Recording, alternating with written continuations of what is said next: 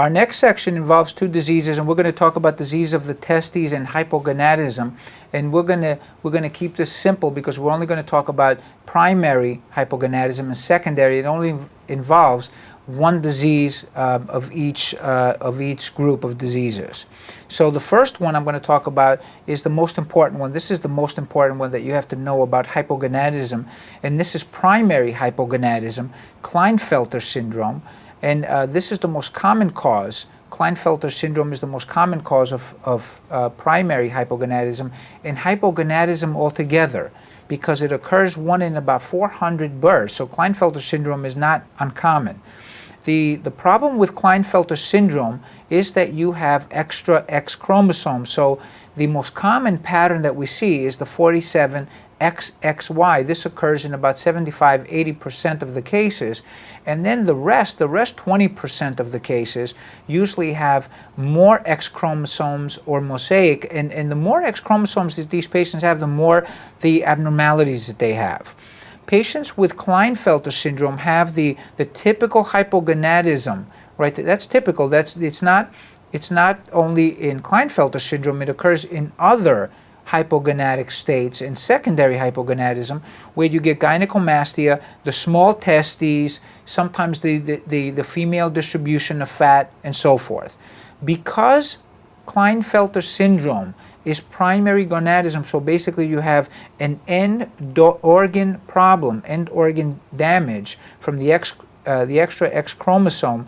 The initial problem with Klinefelter syndrome is a decreased testosterone level, because the cells producing testosterone have a problem. They malfunction.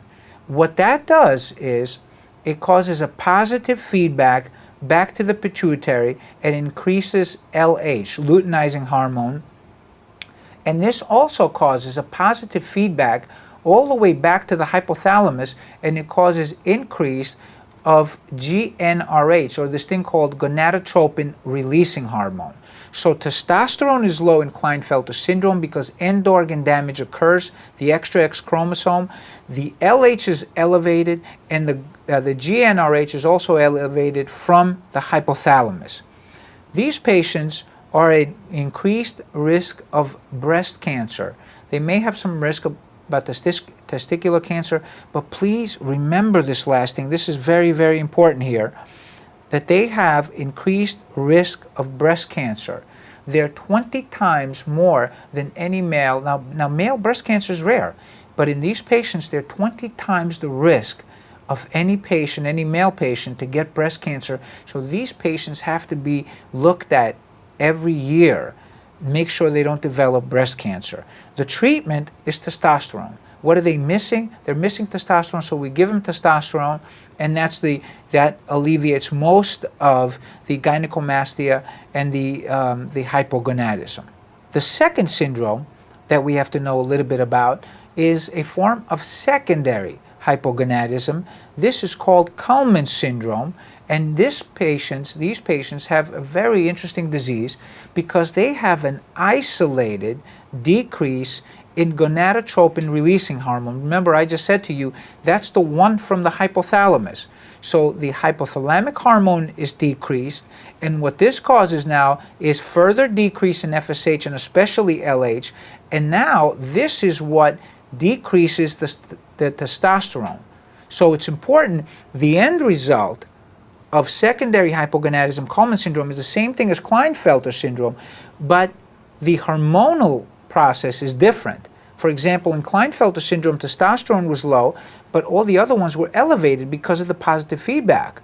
Here, it's GnRH that you have an isolated deficiency in Kallmann syndrome that decreases GnRH from the hypothalamus, then you get a decrease in the pituitary, then testosterone is decreased. Now this is X-linked. It's a single gene defect, and these patients also at the same time, along with the secondary hypogonadism, they have anosmia. They have gynecomastia, the small testes, just like Klinefelter syndrome has, and I told you now they have low FSH, LH, and low testosterone, and the treatment of this disease is you either give them testosterone, what they're missing in the end, or some people will give them synthetic GnRH. Now there's forms of synthetic GnRH, so they're missing this as a single hormone, and you give it to them and everything is pretty much normalized after that in terms of their hypogonadism. If you treat the hypogonadism correctly, if you treat the low testosterone correctly, the hypogonadism goes away, but the anosmia basically is permanent, doesn't go away. And I just want you to remember that. So basically, secondary and primary hypogonadism look exactly the same. Sometimes they're treated differently depending on which hormones are missing. And we have to remember the Kallmann syndrome, which is associated with secondary hypogonadism, a single gene defect, decreased GnRH, and anosmia, and Klinefelter syndrome, which is primary hypogonadism and an extra X chromosome. And this is the end of our hypogonadism and endocrine session.